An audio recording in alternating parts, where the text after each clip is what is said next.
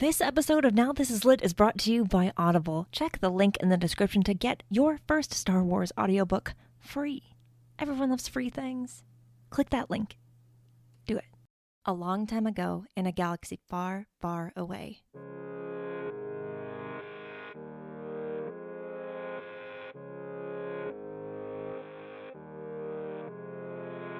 You're listening to Now This Is Lit, a podcast about Star Wars books, the people who make them, and the readers who just can't get enough of them. I'm your host, Meg Dowell. I use she, her pronouns.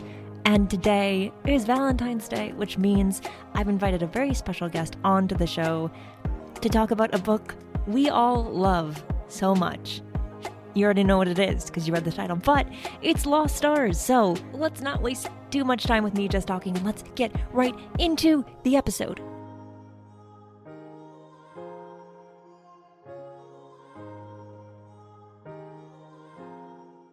Eight years after the fall of the Old Republic, the Galactic Empire now reigns over the known galaxy. Resistance to the Empire has been all but silenced. Only a few courageous leaders, such as Bail Organa of Alderaan, still dare to openly oppose Emperor Palpatine. After years of defiance, the many worlds at the edge of the Outer Rim have surrendered. With each planet's conquest, the Empire's might grows even stronger. The latest to fall under the Emperor's control is the isolated mountain planet Jellican, whose citizens hope for a more prosperous future, even as the Imperial Starfleet gathers overhead. Do you want to be on the podcast? Make a noise. Make a noise. You want to be on the show? For the record, she's talking to our dog. That is not obvious to anyone listening. I don't know if any of this is going to be in the episode, but how dare you go? I'm doing the thing where, I'm talking to warm up. Okay. You know? Yeah. Right. Knowing me, I'm just going to leave it all in because who actually listens to this? Well, now I gave you permission to ask for attention. I know you're asking for attention. Hi. Yeah. Hi. I guess I could have told you can talk too, but I was talking. I'm right up against these Vader helmets. They're all just staring at me. Yeah, it is kind of intimidating. It's very unsettling. They're just you better do a good job on this episode or else, especially because he's in this book. Okay, can I just say, I do love that part of the book. We can go into talking about it now. The part where she has to go, go rescue him. Yeah, it's really great. That is a part that, still stands out to me. When I think about this book, I, almost immediately think about that part. I really do, too. Yeah, because both. It's fetching him, and then just, everything about it is just, she's on the one hand, scared because it's Darth Vader, but then it's all just really awkward because he's just kind of standing there breathing, and they're Oh, this is a great book. Yeah, it really is. Everyone. We'll talk. You know what? Let's just go into talking about. Hey guys. Hey everyone. Hello. If you're still listening, you probably have turned the episode off already. So today, as you're listening to this, ideally, if no major life events happen between now and then, it's Valentine's Day, which means it's a great time to talk about a much loved book in the Star Wars fandom, and also the favorite Star Wars book of a person that I love very much. You're back on the show again. It's been so long since you've been here. I'm just so glad that you're finally back with me. Somehow, Devore returned. And much like the other person to whom that line applied, there are some people who are happy. There are others who are groaning. It's divisive. No, you're great. You're all over the podcast space right now. I guess I am. You're yeah. just because I'll accept my own show. Listen, podcasting is hard, especially when you're basically doing a one-person show. You have an editor, but it's hard. Yeah, it's hard to. But it is. It's nice now that you have another outlet to be on a show where you're not running the whole thing all the time. Exactly. That's nice. Yeah. So you've guessed by the title of this episode. However, we are talking about a Star Wars book that has been around for a very long time, I'm noticing, as I did the research for this episode, because I didn't know how long ago it had been, that is a book that everyone loves. When I ask the Twitterverse, which is usually where I'm asking questions like these, what's your favorite Star Wars book? It's always Lost Stars. At least half of the answers are always Lost Stars. Also on my Instagram, I took a photo of Claudia Gray books not that long ago, and Lost Star was missing. And let me tell you, the number of angry comments I got, just in all caps, where's Lost Stars? It's like, if this book is not included in Best YA, Best Rom, anything, there's just, everyone's mad. Because the book has to be included, right? Because it's that great. Yeah, so Lost Stars, first entry into the Star Wars literature universe for Claudia Gray. How great is that? Yep.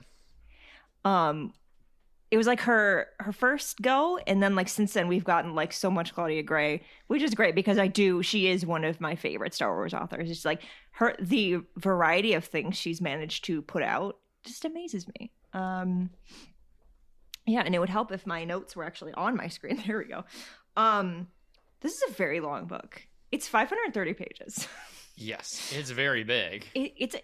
But because it spans so much time in the Star Wars original trilogy, which is one reason why a lot of people like it, because it's a familiar time period. And a lot happens as I was reading the summary of this book, because here's the thing that we'll talk about later. The audiobook for Lost Stars is not as widely available as you'd think. Discovered that when I was trying to prepare for this episode. So I was a little disappointed. But there are ways to find it. We have since found it. Everything's fine. Okay, so Lost Stars came out in 2015, which seems like so long ago in terms of like all the Star Wars books we've gotten since then.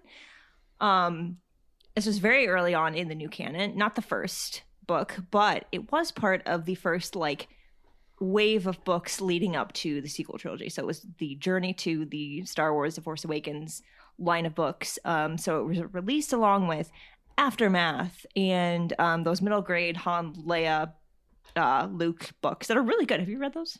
I have not. No. Oh, I have them. They're upstairs. They're really good. Because you like middle grade. You like the middle grade stuff. And I don't, off the top of my head, remember who wrote them, but they're very, very good. They're very much like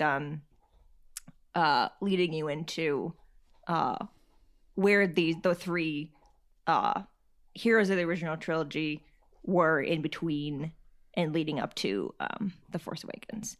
So, and this book is very important to introducing kind of where, how the galaxy got from where you were in Return of the Jedi to where you end up in The Force Awakens, and why the galaxy is the way that it is. Yeah, so... Okay, so this book, the prologue starts 11 years before the Battle of Yavin, right? Because I didn't do the timing correctly in my notes. And then the present day is years 5 and 6 after the Battle of Yavin is not what I wrote, but that's the correct thing. So the first question I'd like to ask you, and first, like kind of diving into this discussion portion of this episode, instead of me just sitting here talking and you're doing the thing where you're just sitting there awkwardly because you don't know what to do while I'm introducing the book. It's fine. What was your first... When did you first read Lost Stars, and kind of what was your first impression of the book itself?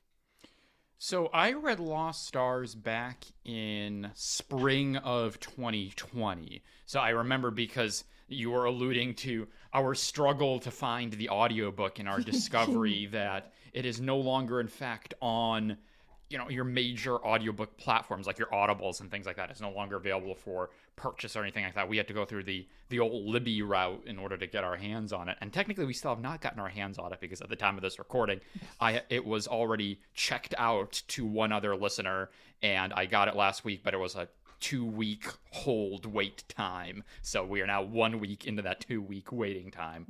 But anyway, I digress. So when I went to find it on Amazon, it has you know how Amazon will do the thing where like it tells you like you purchased this on whatever, and it said March 2020 is when I bought Lost Stars. Okay. I don't remember the exact date that it said, but that's when I got it.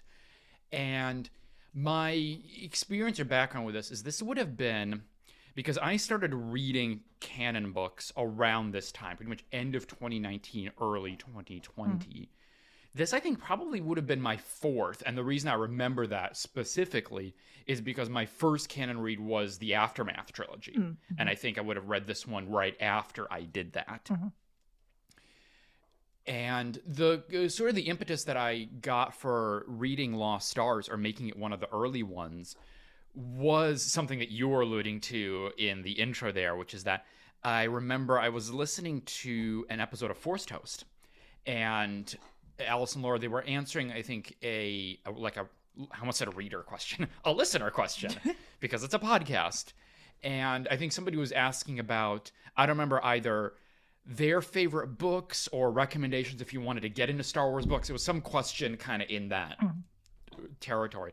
And they were rattling off a bunch of different books, and one of them that they mentioned was Lost Stars.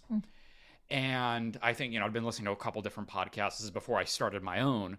And whenever people were talking about Star Wars books, Lost Stars was one that got bandied about fairly regularly. And so I decided to make it one of these early ones that I got and read. And so I, got it, started reading, I guess, probably, let's say, March of 2020. And as you mentioned, it's a long boy. It went through. But it is a book that just completely hooked me and kept me in a way that, as good as so many other Star Wars books are, and as so many that have been good that I have read since then, there's been no book that has really captured my just imagination and attention in the same way. The only book that has come close, the one that is nibbling at the heels, that is in that number 2 spot, is Mike Chen's Brotherhood. Ooh. But yeah, it is a book that by the time I got to the end of it, I remember just the distinct sensation of reading at night, because back then I did most of my reading like right before I went to bed, so I was in bed reading the book. And I remember breezing through the end, like through a lot of the Battle of Jakku stuff, because I had to know how the book ended. Oh my God. Because it was so emotional, so affecting. I was literally sitting in bed or laying in bed, like shaking, trembling, just barely holding it together. It was like, I have to see, do they make it? Like, what's the end? How does this all fall out? And I was just like, I cannot stop reading this book, because it was usually like I would read like whatever, maybe 3 chapters or something, like however many pages or whatever each time. This was like 9 chapters I read or something, like, because I could not put it down. I could not go to bed without knowing how this book ended. Oh man, I do remember a lot of times, and this is not just like with Star Wars books, a lot of times when I'm reading a book, when I get towards the end, is kind of when I kind of lose my momentum, because I'm like, oh my God, it's the end. Even if it's really, really good, I'm like, oh, but like, we're on the downward slope now, and it's, it's coming to an end, and I'm not always as excited. I do remember like kind of like you, like really rushing through to the end, just because like I needed to know what happened, and I needed to know like how all the characters ended up, and if both of them survived, and all of that. And it's good. It's one of those books that's good all the way through. Like if you talk about like pacing and the different events that happen and the character development, like there's no point in this book where you're like, this is kind of slow. That I think that's one of the reasons that so many people love it so much. I remember, so I got into canon really. I'd read a couple books before this, I think, but really, it was actually in 2017, in the couple months leading up to The Last Jedi, where I started reading a lot more canon, because I remember getting my tickets for The Last Jedi in October of that year. And this is really when I was really starting to get into the fandom and getting really excited about Star Wars again. And I was desperate for more Star Wars stories. Like having to wait for this movie was like agonizing. And so I remember like that's when I read Phasma. That's when I read Aftermath. I just read a bunch of Star Wars books in a row, and this was one of them. I remember really, really liking it. And I remember I had that mindset of like, I hope all other Star Wars books are like this, because it was just so good all the way through. So, as I mentioned, a lot of people really, really love this book. A large percentage of people in the fandom who are readers who have read, a handful of books or more books than that, will say that Lost Stars is by far their favorite book. Almost to the point where like, it's just like, it's all, I feel like it's a book that is always talked about, always mentioned when you're talking about romance or you're talking about like favorite YA or favorite book in general. What do you think it is about this book in particular that has just so many people just in love with this book? Yeah, it's a good question. I think there's probably a couple of reasons. I would say first and foremost goes to just the quality of Claudia Gray's pose. Mm-hmm. Yeah. Is the way that she makes you just invested in these characters and their story. So that's first and foremost. It comes down to just writing great characters. And just, yeah, that the kind of top-notch quality that Claudia Gray brings to this, I think we can't underestimate. Because, like, you can have, great characters or even a compelling, story or time period and all that. But if the writing doesn't grab you or the way that the storytelling is, then it's just necessarily not going to stick with you, or you're not going to, feel as great about the book otherwise. Looking at you, Aftermath Trilogy. We're going to fix this. Don't worry. This is one of the like Devore guests on Now This Is Lit Bingo is I dunk on the Aftermath Trilogy, because I think I've done it pretty much on every guest appearance here. Yeah. But so I think there's that. So I think a big part of it goes to Claudia Gray and just her masterful storytelling in there. I'm sorry. I just can't. I can't get past the fact that you just trash this book every time you come onto the show. I don't even know what. We're going to do that rereading episode. We're going to revisit it. We're going to talk about it. It's going to be fine. You're going to come out of that episode liking it a little bit more than you do now. Do you believe me? Probably. Okay. Yes. Thank you. Okay. Continue. But yeah, so I think there's that big part of it. I think another big part of it is its sort of sprawling, sweeping nature. That it is, we talked about, that it is this very long story. That it's a story that spans a lot of time. It spans a lot of Star Wars history and encompasses a lot of important events. It's long in terms of just chronology. Like, it's a huge amount of time. There's not a lot. Like, if you look at a lot of Star Wars books, they tend to be rather measured both in terms of spatially, like locations that they're set in, and also time. Yeah. If you think about, I know a book we'll probably come back to in this conversation at one point or another, Crash of Fate. I was just thinking that. Yeah, that one takes place in 24 hours. Yeah. The entire story is one day. And a lot of other books are, just a couple of hours or a couple days, maybe a few weeks or months or something like that. Or maybe, I immediately think of like Shadow of the Sith, which has which really kind of plays with time in a weird place, because it doesn't really tell you when anything's happening what's the durations or anything. But with this book, it is very clearly, it is, at least I think when you do the math there that you said about where it begins and ends, I think you're talking about 15, 16 years. Yeah. There's not a lot of Star Wars books, at least single books, that span that amount of time. I mean, there's other ones if you look at like your Thrawn trilogies or something like that. But again, those are like 3-6 books. Right. But to do it all in one book. Yeah. So it's got that kind of sweeping quality to it in that way. And with the characters and so on, and getting to see them going from being kids to being young adults. So I think that is an important part of why it has that sort of appeal, because it is this big story and it's happening on this huge canvas. And then I also think of the way that it is embedded within these kind of seminal moments within Star Wars storytelling. Like, there's a reason, for example, that it's not just a book that is a lot of people's favorite, but it is also a lot of people's answer to what's the first Star Wars book I should read. Right. And a lot of people say Lost Stars because the whole story happens along the backdrop of Battle of Yavin, Battle of Hoth, Endor, all of these big things. So it's like, if you're somebody who's not familiar with the landscape of written Star Wars, it's a great book to give someone, because like, well, if you've seen the OT, then it's like, these are all these events, and then here you get introduced to all these new characters, and also the writing is really freaking good. Right. So I think all of the combination of those things combined together, it's got that perfect blend of the familiar and the new that you can get into, and it's that great gateway into, it's the first step into a larger world of Star Wars books. So I think for all of those reasons, that's why it sits atop so many people's list of favorite Star Wars books. Yeah. And, despite how I feel about this book, and we'll get to that in a minute, it is the book that I will put first on those lists of where should you start with Star Wars books? What should you read first? Because it is very much like, it's so grounded in the original trilogy, and not necessarily with the original trilogy characters, which is the whole point, but you are following the events of that trilogy and their consequences and how they impact the galaxy. And it's these characters' lives are just embedded in that.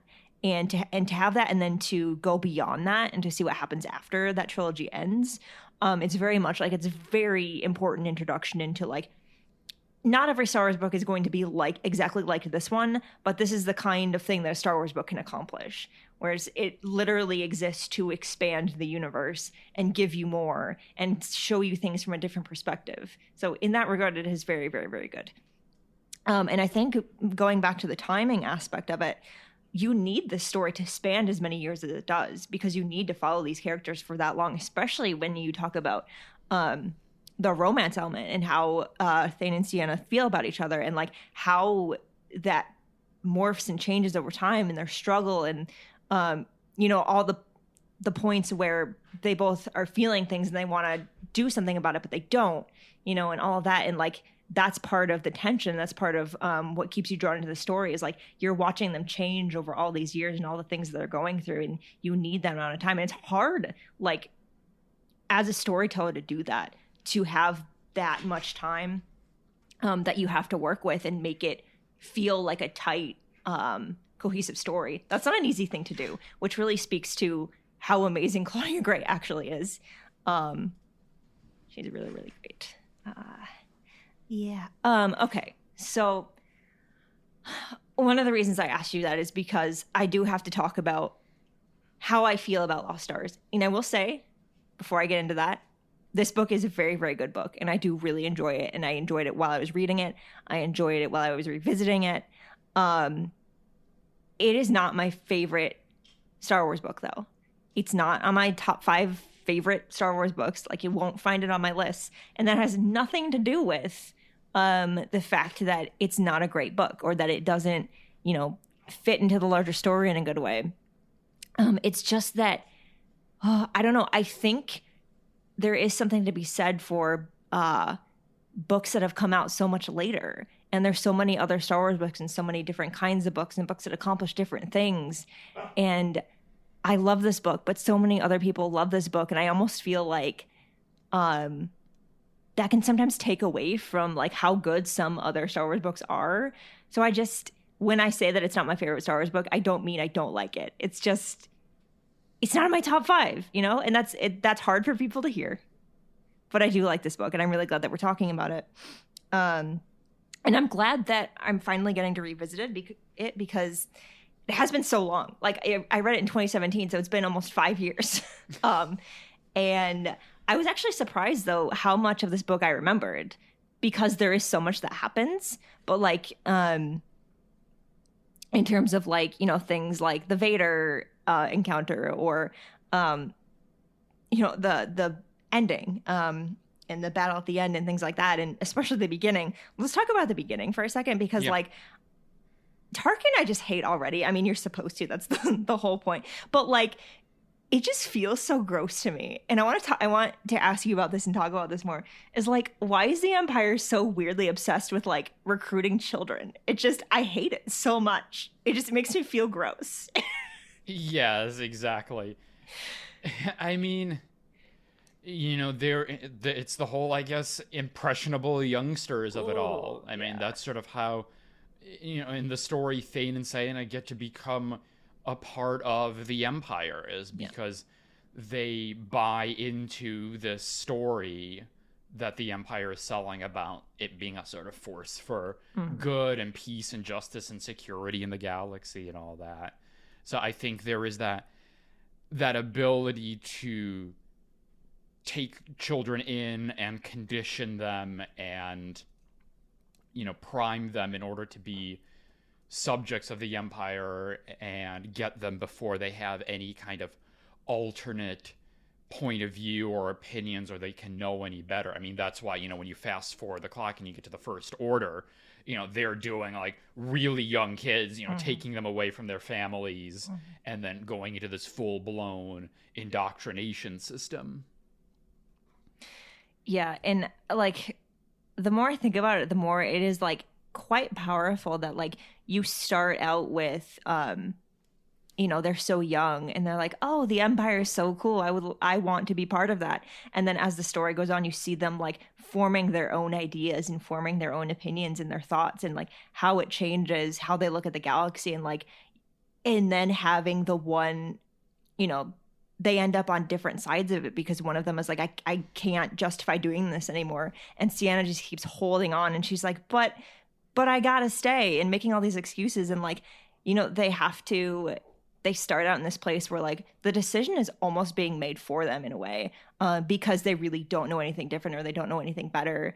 And then as they grow, they realize like maybe this is not the greatest thing for me or the greatest thing for the galaxy. I think that's really nice. I like it a lot. Also, Tarkin is just the worst.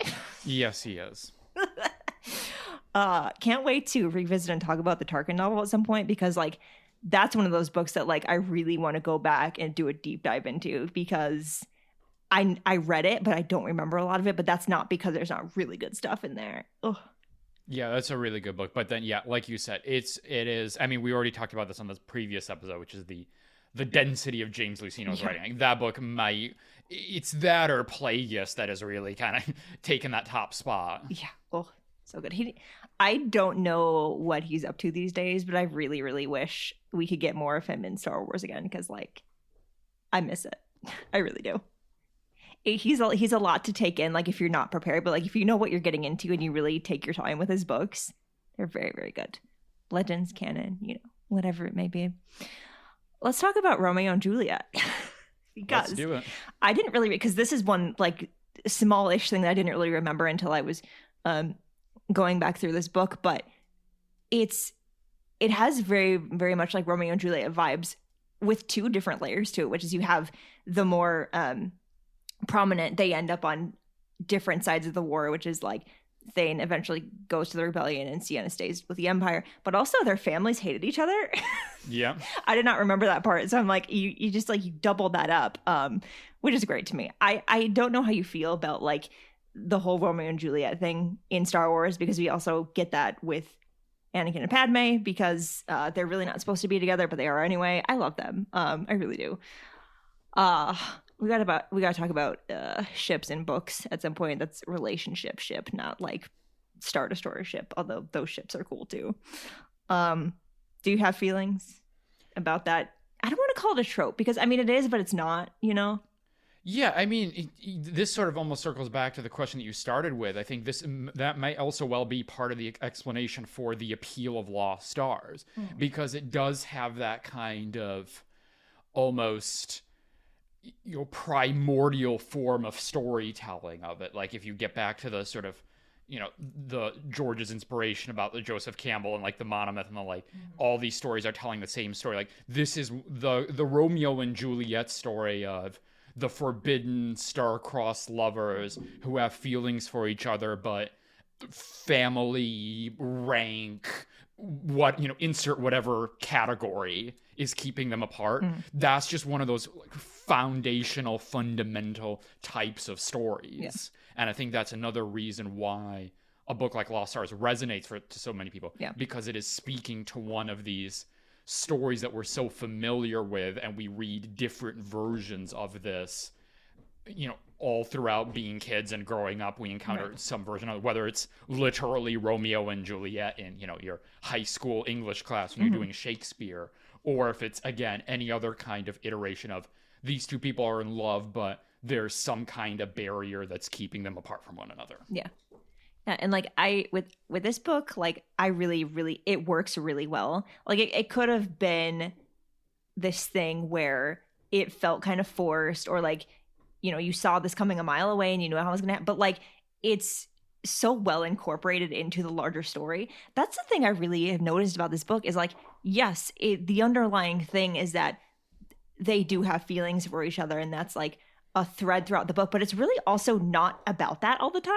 And I think that's why it works so well, is because like the whole book is it's about them and how they feel about each other, but it's also not. It's about everything that's so much bigger than that, and it's about how their feelings kind of like impact the rest of the story and the galaxy as a whole and all of that. I think that's really cool, and I think it was really well done, and that's also really explains like why so many people love this book, because it is there, but it's not like it's not just a romance novel,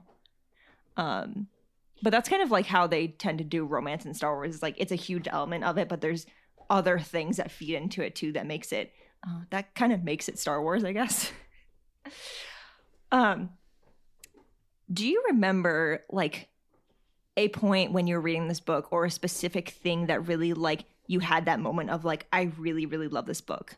Because for me, it was actually the beginning parts, like after the prologue, like all throughout when they're both still in the Empire and they're training and they're in the academy. Like those are my favorite parts, because it reminded me a lot of the Servants of the Empire books, which I know you haven't read because I've asked you before, but you really have to. I think I really want you to read those really soon because they're good. But it's the whole thing of like you're really getting an inside look at how the Empire trains their students and how they like manipulate them into doing all the things that they do. I want like that, but with Sabine in a story. Like I really need that. Yeah, for me that was like, oh, I'm sold. And of course they graduate and it goes beyond that, and there's a lot more book after that, but like those are the parts that I was like, yes, more of this, please. Yeah, that's a good question. Like, when did I make that kind of turning point? I think probably it was around the same part of the book. I think when they're sort of teenagers or whatever, or I guess young adults, and they're in the academy and all that. The moment that immediately popped up in my brain after you asked the question was, I'm thinking particularly of that moment where they're at that ball or whatever. Oh, yeah. I don't remember. It's like the cadets ball. I don't remember what the occasion is that they have there. And it's that moment where Thane and Sienna, they'd had a falling out for a little while and they hadn't been talking to each other, but then this is that kind of point of reuniting for them. Yeah. I think I remember that as being one of those standout moments of like, this is a good book to like, oh, this is something a cut above. Yeah. I didn't really think about it until now, but this like kind of ties into that, which is like another thing that I really like about those early days when they're in the academy and they're still like really like competing against each other. I like that a lot more now that I am in a relationship where like I understand like more of like the dynamic of like supporting each other, but also sometimes like wanting to be better than the other person, but not in like a malicious way. It's almost like they're competing with each other to make each other better, and I really love that a lot. Like, and I really didn't like pick up on that when I read it the first time, but revisiting it now, I'm like, that's really cool, because you see like even when they're not like together, there's that element of like they want each other to be better and they want to better themselves at the same time. I love it. Yeah, that's a really good point. Yeah, you're totally right about that. Is this the first, we talked about this before, but is this the first instance in Star Wars canon where we see someone defecting from the Empire? Because we see it a lot more times after this. But is Thane the first one who is like, no, I think I'm out. I think I'm done. It's possible. I mean, at least as far as new canon goes. I mean, I was trying to think about this because you set me your discussion questions for this, and you had on there, like, is Thane the first Imperial defector in new canon? And I'm like, oh, like, maybe he is. Because so many of the other more famous ones come later, and you're right about it, that the Imperial defector has become this kind of almost, I don't want to say again trope because that has a negative connotation, but has become a particular archetype. That's the word I'm looking for. There you go. Whether you're talking about a Finn that you mentioned, even though he's technically an Imperial defector, he's a First Order defector. Right. But Finn, Iden Versio, Agent Callus, you could even throw Reva in there. Oh, yeah. Like, there's this whole genre of character that's now become so familiar in Star Wars and has become this, it's become this kind of important vehicle for like a couple different things to explore in different contexts. One, if you think about, let's say, somebody like Reva in Kenobi, her story or her arc or her journey to leaving the Inquisitors and kind of renouncing the dark side is this whole story about trauma and breaking cycles and so on, and making the choice, to be better and to not, to not sort of perpetuate the evil that was done upon you. Right. But then with so many other characters, it's this story of, and this lens of learning about disillusionment and, walking away from a system or a way of life that you had once believed in, but now, is something that you find abhorrent, or you finally see the malicious nature of it. I mean, in some way, you could throw it to a show that we're watching now. Like, what is The Bad Batch but a story about a bunch of defectors from the Empire? I mean, you could say, yeah, they defected when the Empire was like 6 minutes old. Right. But yeah, like that is almost a kind of Imperial defector story. Right. And whether you're looking at a story like The Bad Batch, the way that the kind of main batch relate to Crosshair, or even the way that Thane relates to Cyan on all this, or, like you think about, when you were on my show, we talked about the Phasma novel, Captain Cardinal. So many of those are about, like, these people who have grown up in a particular way of life, or believing a particular thing, or being indoctrinated into a certain thing, and then coming to see the cracks, that they have some experience, they have some person that kind of opens up their point of view, or their way of looking at the world, or they're exposed to something that they did not know about, and that way that kind of unsettles the ground beneath their feet. And there's a range of ways that people react to that in this whether in Star Wars or whether in our own world. One is, you go the Thane route, the Cardinal route, whatever, which is you realize, oh, this thing is bad, evil, or I don't agree with it, I don't believe it anymore, I'm going to leave, and I'm going to adopt a new perspective, I'm going to find a new path in life, or whatever. The alternate, response to exposure to, let's say, the faults in a system or an ideology or something, is to just double down on it. And that's the response of, let's say, we were talking about Bad Batch, that's of a Crosshair. Crosshair just, the story that we see him, particularly towards the end of season 1, because, at the time of this recording, we're at the kind of midpoint of season 2, and we haven't seen him a lot in season 2. But if you think about season 1, you just see the Crosshair that you see there, particularly towards the end of the Empire, is one who's very clearly trying to convince himself of his own importance and of the clones. And he's, when the Bad Batch are trying to be like, Crosshair, don't you see how evil they are? Can't you tell that you're just a puppet for them and that they're just going to use you? And he's like, no, like, we're the important clones. They need us. Like, I'm going to be the one that trains them. Like, we're indispensable. Like, he's trying to convince himself of his value to the system and his importance to it. And that's kind of also where part of the tragedy of Cyanna's story is that we see the other side of the coin with her, which is like, she's somebody who, in response to whether it is the destruction of Alderaan by the Death Star and all these things, whether it is exposure to Thane's alternate point of him being in the rebellion, her psychological response is to double down more on the Empire side and to more try to persuade herself of the inherent goodness of being a part of the Empire.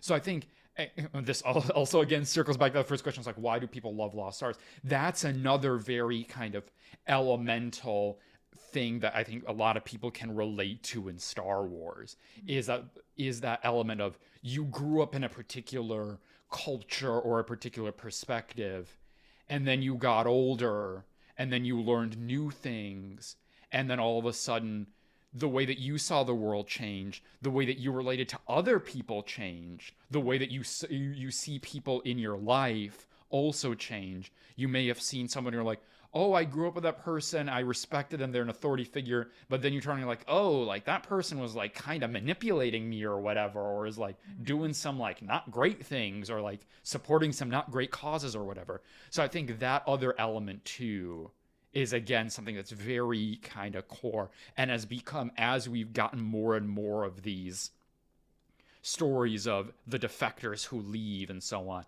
I think has become a big part of Star Wars, is this story of disillusionment in the system, and how do people respond when they've been a part of something and they come to see the nature of what it really is, that they see through the propaganda and indoctrination. How do they respond to that? There's a range of responses to that in Star Wars. Yeah, and the other thing about that is, like, there are instances too, like in fictional universes or in real life, where you might realize that what you're supporting may not be great for everyone, but you just keep kind of going about your day anyway, or you don't leave, or you don't really change, or you don't make an effort to do better. And that's very real for a lot of people. Is like, they know, oh, this isn't super great, but, and then they just keep going about it. And that happens. And so it's not always like, oh, you realize this is bad and you immediately just turn away from it. Like, yeah, that happens too. But the tragic thing about that, sometimes it doesn't. Sometimes you just literally just go down with the ship, Yeah. Literally, yes, Literally. Exactly.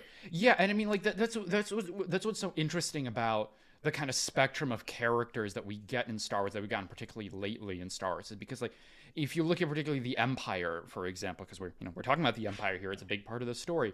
You have the overtly malicious actors within the Empire, whether you're talking about a Palpatine, whether you're talking about a Vader before he goes back to the light, another Imperial defector. Hey, your Tarkins or whatever, the people who are in it for the accumulation of power for power's sake or for their own sake. But then you've got the people who see themselves and their participation within the system as advancing some sort of good, or that they believe that they can use this instrument of evil towards good ends.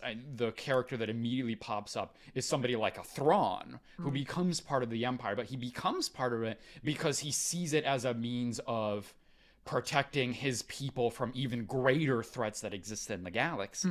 Yeah. And what's interesting is that, one of the morals, I think, of Star Wars that you can see in storytelling is that those people can be as, if not more, dangerous than the overtly evil people. Oh, yeah. That, yes, your Palpatines and your Vaders and whatnot, the purely just black-hearted folks, yes, are their own threat. But the people also who have convinced themselves that, like, no, I can actually do good. And that's actually part of the tragedy of Sienna, is that so much of her in this book is she's at point acknowledging that the Empire is bad, but she's like, if I stay in it, I can fix it. I can make it better. That those people themselves represent their own kind of danger. Yeah. So, yeah.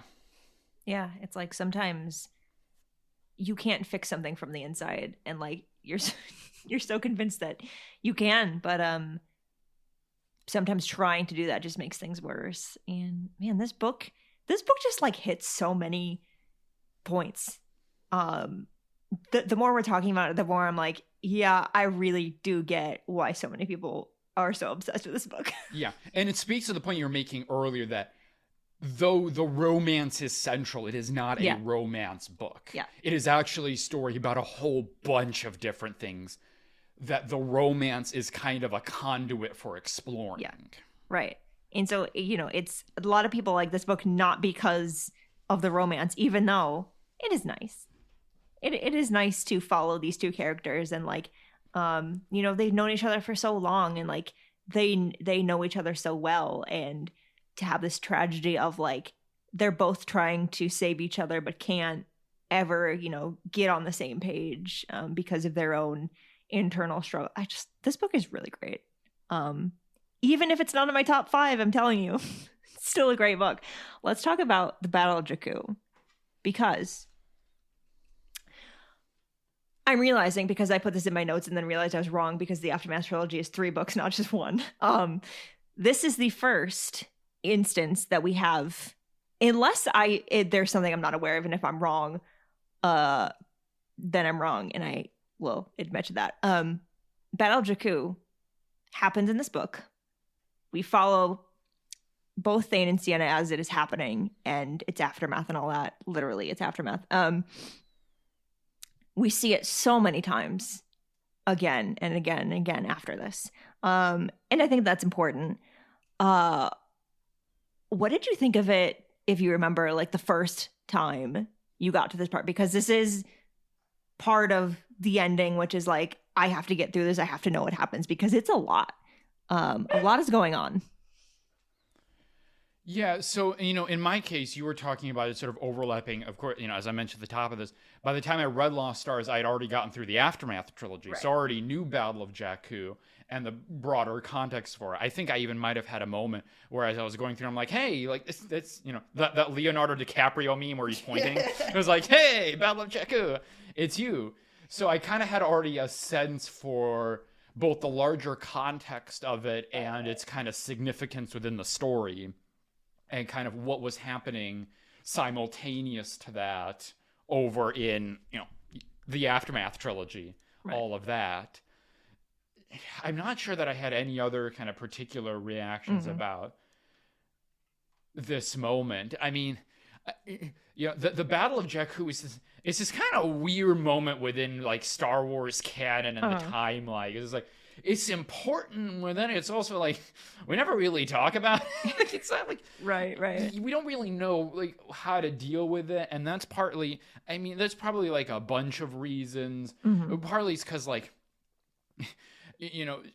Disney, Lucasfilm's quest of creating a unified canon, the contingency is one of those places where like that rubber really hits the road. There's been so many people trying to tell the story of the post-Empire and Palpatine's plan for it, that Jakku kind of like gets a little bit lost in the shuffle of like, there's Endor, but then Endor is like sort of the end, but it's not really the end. Right. And this is where the Empire ends. But then the First Order crops up later, and they're the continuation. But then there's the Final Order. So yeah, it's like you don't really know how to deal, and then it just kind of necessarily falls by the wayside. And I think it's also partly, I think, slightly a media thing, which is that it only really has been in books. Right. Plus also Battlefront 2. Yes. Yeah. You do. That's the only visual place, if you don't count like a comic, Right.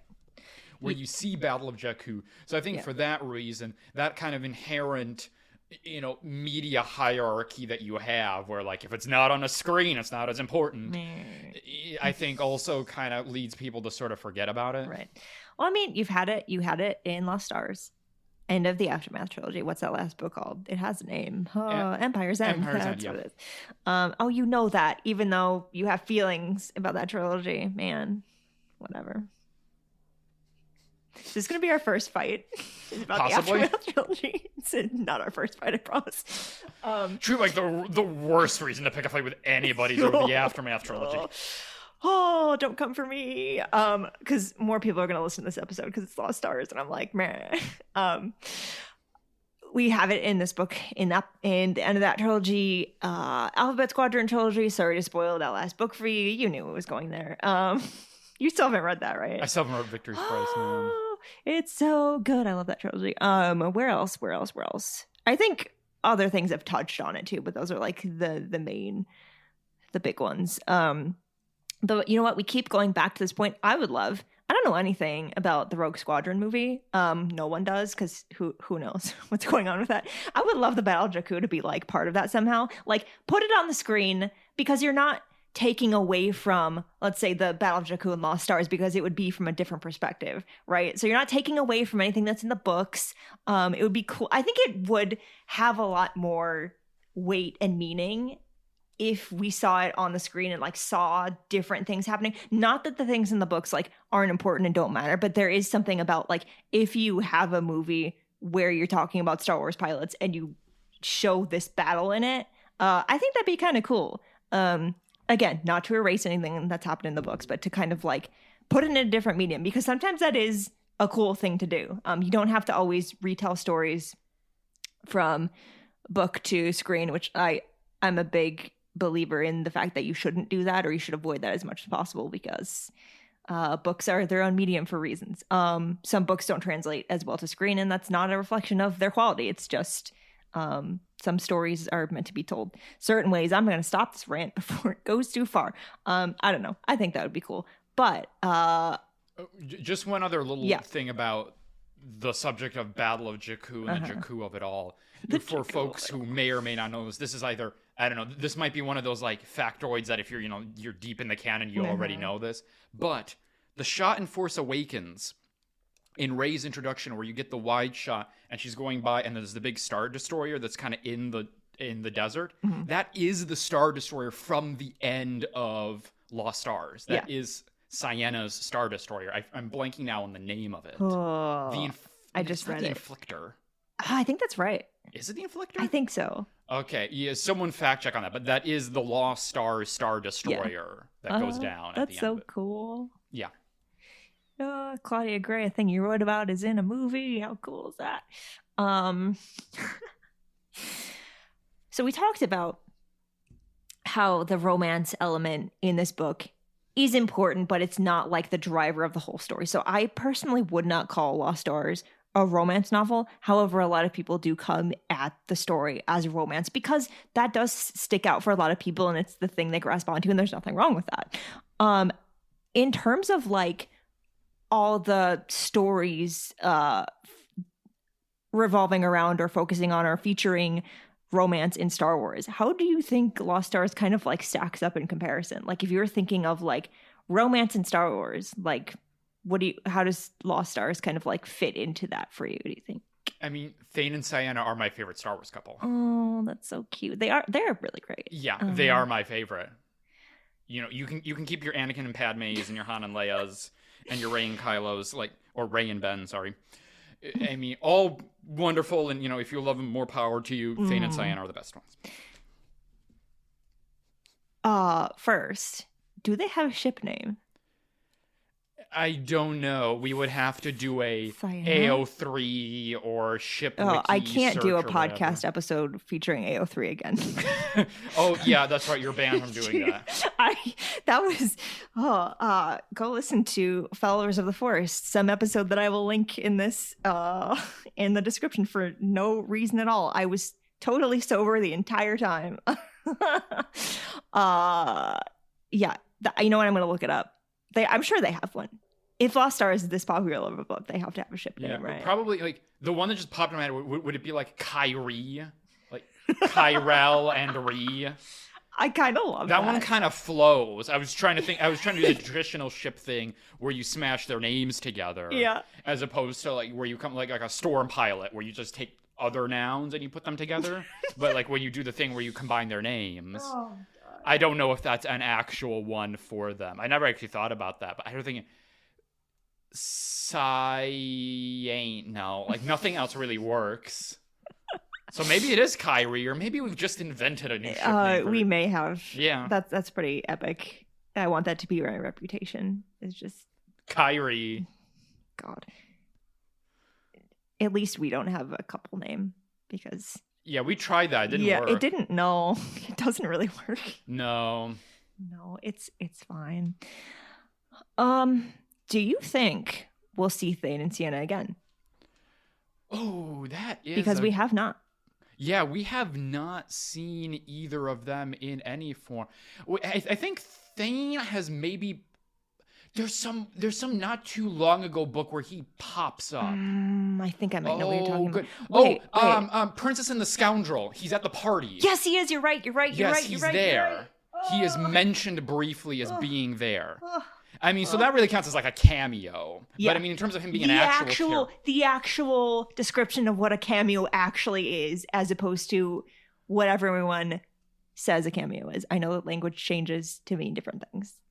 It's my hang up. Anyway. But yeah, either of them as, let's say, a substantive character in a story where they actually influence the story as opposed to popping up somewhere. It's a good question. I would like to. I think that there's a lot of avenues that you could use it. Because, for example, we've talked about in this context of how this romance is used for exploring a lot of different other kind of bigger things, within Star Wars and within kind of like storytelling ideas and so on and some of these big themes. I think you could similarly do that with a post-Lost Stars Thane and Cyana if you pick up with them. Because, of course, the story ends with Cyana is in prison and she's about to go on trial for, her Imperial war crimes and all that. So, you could, if you pick up their story sometime after that, you could use it as a way to sort of explore how is the New Republic dealing with these people? I know, for example, like the Alphabet Squadron does get that's almost like the kind of like axis around which the whole story revolves is what do you do with all these ex-Imperials? Right. But I think that there's still an opportunity to tell that kind of story or explore that from a different sort of angle, which is like you do that plus you weave in this romance angle. Right. I mean, Star Wars does have an issue with atonement where like you get someone like Agent Kallus who defects from the Empire and then his story kind of is just over after that. Like he's there, but nothing else really happens with him. It's kind of like what we didn't get with Ben Solo, which is like, yes, he has to answer for all these crimes, but like we don't get to see it. That could have happened, but didn't. It's that kind of thing where like the story could continue where you have to see her kind of like dealing with all of that and all of that she's done, and can she be part of this new government and all that. And I personally kind of like how the story ends and where it ends. I like sometimes I like when the continuation of a story remains like up to the reader. I think there's something special about that where like you can continue to think about it, but you don't have like a canon answer to your questions. That is why fan fiction exists. I think you make a good point, and I think that observation, I think it can work backwards and forwards, which is to say that sometimes there is something to be said for, let's say, leaving the end of a story to one's imagination. You wonder where do these characters go, and you can just sort of leave it to what it is. There is a way which, it almost also kind of fits with the Star Wars brand of storytelling, with like it being the sort of modern mythology of a long time ago in a galaxy far, far away. It's like, here is a story that is not complete, which is like, here you get this kind of snippet of, here's a little mythology of this love. And then like it goes like, they are not heard from ever again. They just kind of disappear to quote unquote history. They're lost to time. Right. And then I think it can also work in the kind of forward, the backward direction of not learning necessarily like where someone comes from or something like that. Like, what was this person doing before X time they enter the story? Right. I'm just curious. It just popped into my head because we're talking about that. Do you have an example that comes to your head in Star Wars of that ladder? Of like, we get a character in the moment, but you're like, I want to just leave their past to my imagination. Okay, so like the first thing that came into my head was like, in Legends, particularly in a book we've already mentioned in this episode, which is Plagueis, you get a lot of Palpatine before the Phantom Menace. That's one of those things where I'm like, I didn't need that. Like, I don't necessarily want, not that I had a problem with it in that book because it worked very well. But like, I'm almost like, with a character like that, I almost don't want to know. Like, I almost don't want to know like what made him this way, because like the whole point of Palpatine is that he's just evil. I almost don't want to know what may have driven him to be that way, Yeah. Oh, I wish I could think of more. Yeah, that's like the one that sticks out to me the most. But that's like specific to like Palpatine because of the nature of who he is and his purpose in the larger story, which is like his whole point is that he's just an evil dude and does evil things. And do you need to know why? I mean, maybe some people do. I don't know. I hate Izzy. I hate this question, but I'm going to ask it anyway. Do you think Lost Stars 2 will ever happen? And do you think Claudia Gray is going to be the one to make it happen? I mean, she should be the one to make it happen if it does happen. She's kind of busy, though, you know? She is kind of busy, yes. But as great a number of authors that we have in the Star Wars world that we do, and as great as any authors maybe who have yet to join the Star Wars world but will in the coming years, I don't know that I would trust any of them to do the continuation of the Lost Stars other than Claudia Gray. I think, you know, we see this like particularly in the context of the High Republic, where authors sort of trade telling different parts of different character stories, that like that you might have one particular author who kind of quote unquote created a character, right, that was original to their, you know, their book that they wrote was their first appearance, but then somebody else takes them on and kind of continues another part of their story. Right. So there is that kind of trading and sharing. But to me, what she does in this book with these characters is just so special and so singular that I'm like, these are Claudia Gray's characters. I don't want anyone else to tell other stories with them. Right. So yeah, I mean, that's sort of my normative answer to your kind of descriptive question. Is that I don't think anyone should. Right. Will Lost Stars 2 happen? Will we get a kind of sequel? Oh, it's really hard to say. Do you think it'll be more of like a Rebels characters are going to be in Ahsoka kind of thing if it were to happen? I think possibly. Yeah, I think it might be more that model of we'll get these characters again. I mean, the tough thing is you can do a Lost Stars 2 in a way that you can't do a Rebels 2. Exactly. Because Rebels is about the Ghost Crew. Right. And the point of the end of it is that there is no Ghost Crew by the end of season 4. Exactly. And so, insofar as Rebels is a story about you follow this crew and this found family, there is no story after that because it is a kind of parting of the ways. They all go do their own things. Zeb goes and shacks up with Callus, with the other. On Lyrasan, you have Sabine going on her mission with Ahsoka. You've got Hera raising her, her little weird little child, Jason Syndulla. I'm dying because you got so passionate. You were bouncing in your seat as you were like, there is no other story. It's true. I know. It's true. There is no Rebels 2 insofar as one understands the story of Rebels 2 as the story of the Ghost Crew. That is gone. If you understand Rebels 2 insofar as it's a story of continuing the threads that are left behind at the end of Rebels. Yeah. Well, the big thread that is left behind is the search for Ezra. Yeah. And that is what we are going to get in the Ahsoka show, ostensibly. That's what we kind of assume at this point. Yeah. Even though we actually don't know it for sure at the time of this recording, all signs point to that's the direction in which it's going. Yeah. But I digress.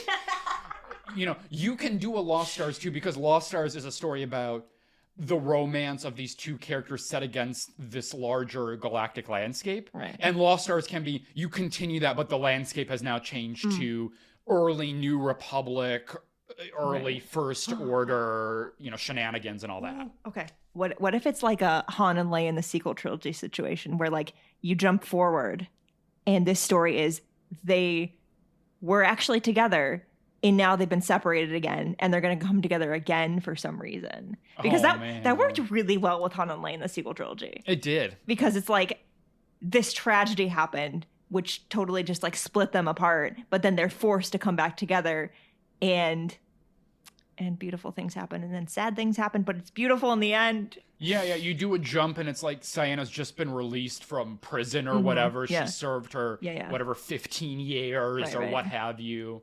And she's now trying to make her way, and then circumstances kind of bring her back to cross paths with, like, New Republic, whoever, Thane Kyrell or something. The more we talk about it, the more I kind of want it. But like, it doesn't have to be like Lost Stars 2. It can just be another book that happens to be featuring these characters. You know, I don't know. I guess we'll see what happens. We'll see if Claudia Gray, gets busier with other Star Wars things or not. She's got a lot going on at the moment, which I'm not mad about.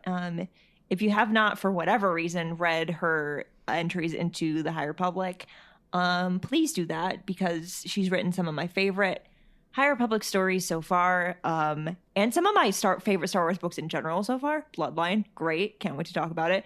Leia, Princess of Alderaan, amazing. Can't wait to talk about it. Can't remember. Have you read that one or not? Not yet. Oh. That's the one gaping missing part of my Claudia Gray canon readers. And it's for no reason. It's not like I'm not interested in the story or whatever. It's just one of those, like, you just haven't gotten to it. I mean, like we talked about in the last episode, so many instances of haven't read this Star Wars thing is literally just, I just haven't gotten to it yet, and it's tragic. We'll work on it though. Don't worry. Yes. All right. Even though Lost Stars is not exclusively a romance novel, the romance elements are quite important to the story. And because it is Valentine's Day, let's talk about other romance-heavy books in Star Wars, other like stories that are good if you need a good like feel-good romance type thing. I know of one that immediately comes to mind for you, but let's talk about that. All right, other great romance stories? Yeah. Well, let me talk about the one that you're thinking about, that I'm thinking about, because I am thinking about it. Folks, back when Galaxy's Edge first opened, oh my God, here we go. And there was the kind of whole universe of tie-in material meant to promote the park. This is back in August of 2019. A little book came out called A Crash of Fate, the debut Star Wars book by an author named Zoraida Cordova.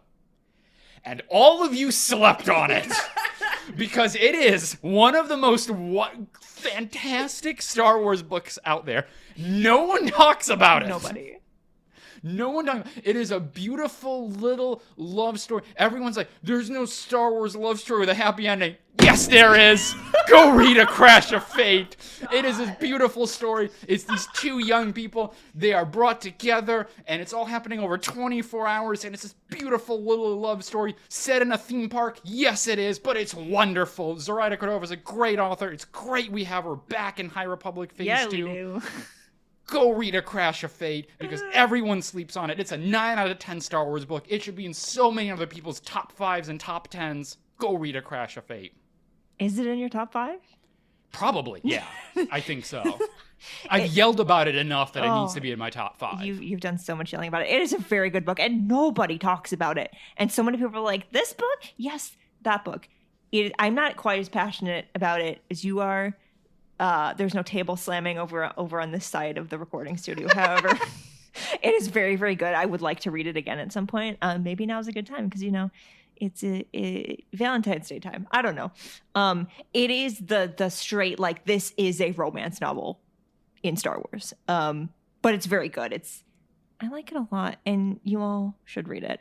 Also, more romance. Princess and the Scoundrel came out last year.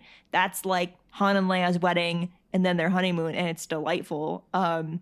Especially if you're like a huge like Han Leia shipper and that's like your thing. It's perfect, and especially the ending and how it ties into the sequel trilogy in a tragic yet beautiful way is so good. And Queen's Hope does have a lot of romance in it because it's right after Anakin and Padme get married, or like their wedding happens at the beginning of the book and then everything after that. And I like that a lot because a lot of it is like they're still like figuring out like how to be a couple. And that's not like the main point of the story, but it's really cute and I like it a lot. And I just like those books in general because they're very much about like finding yourself and friendship and different kinds of love. And if you have not read E.K. Johnson's trilogy, I think you really should. Other romance in Star Wars. Are those like the big ones? I mean, we've talked about like some, of course, the big ones from the movies, your Anakin Padme's, your Han Leia's. your Ray-Bans. Another couple that I want to shout out because they're a great Star Wars couple, but they are situated in a piece of Star Wars media that people have sort of mixed feelings about, the people as a whole, but I think they are definitely kind of shining stars within it. And then like just within this conversation of Star Wars coupledom, our great couple, are the Dozas in Star Wars Resistance. Oh, man. Great. It's Venetia Doza and, oh my God, what's his name? Oh, I know one of you listening knows.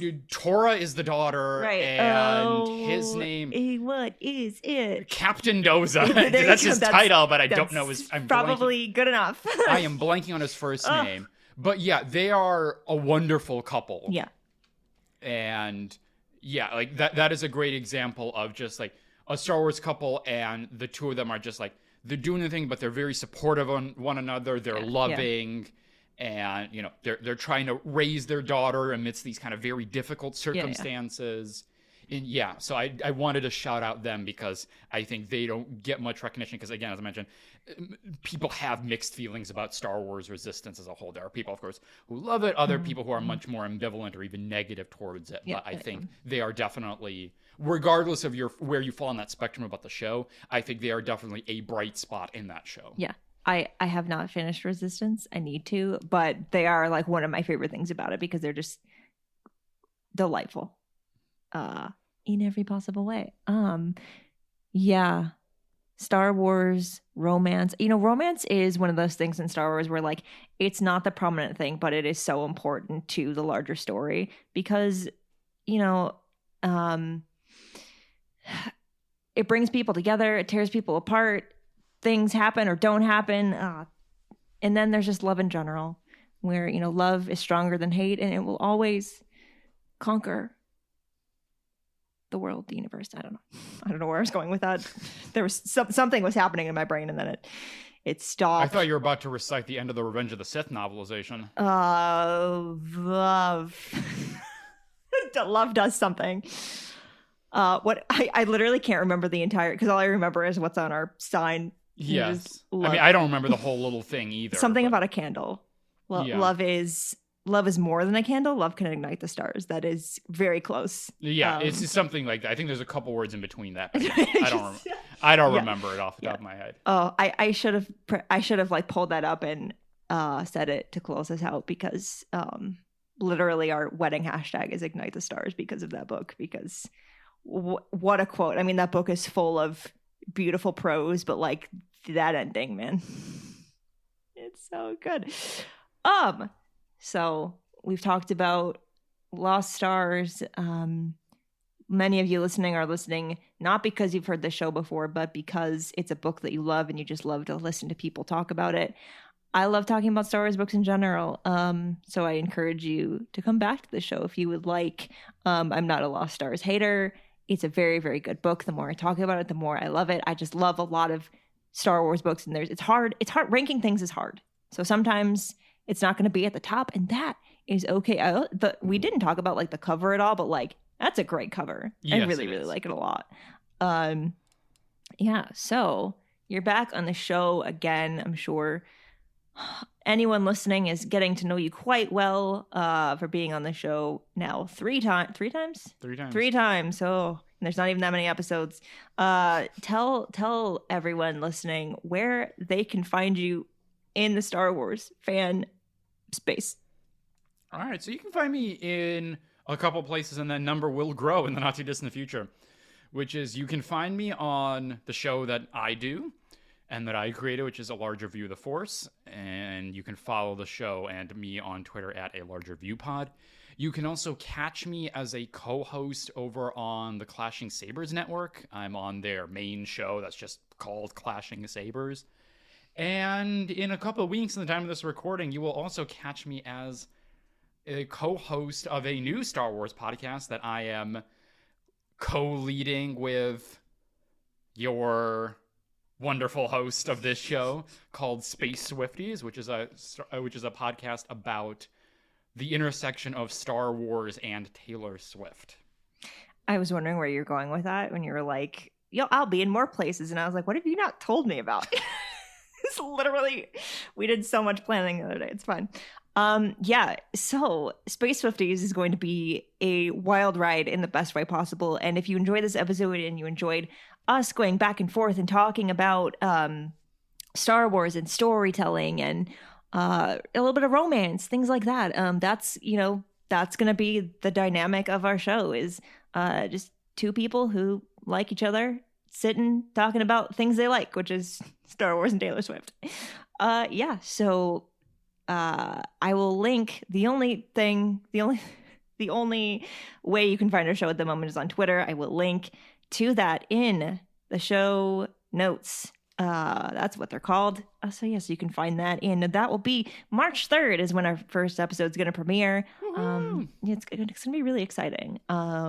We have a lot of ideas. There are a lot of parallels between Star Wars and Star Wars as a story and Taylor Swift and all of her music. There's so much of it. We're going to have a great time. And I hope that you join us. Thank you for listening to this episode. It's so good to be back podcasting again. And thank you for joining me again for the third time, because podcasting with you is so fun. It really is. It is. I love being on here. Anytime. Have me on anytime. I will. You know how to find me. I do. I can reach out and grab your hand right now. Look at that. We're holding hands. Romance. None of you can see it, but it's adorable. Happy Valentine's Day, everybody. Happy Valentine's Day. The dark is generous, and it is patient, and it always wins.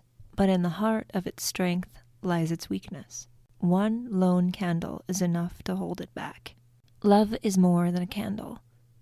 Love can ignite the stars.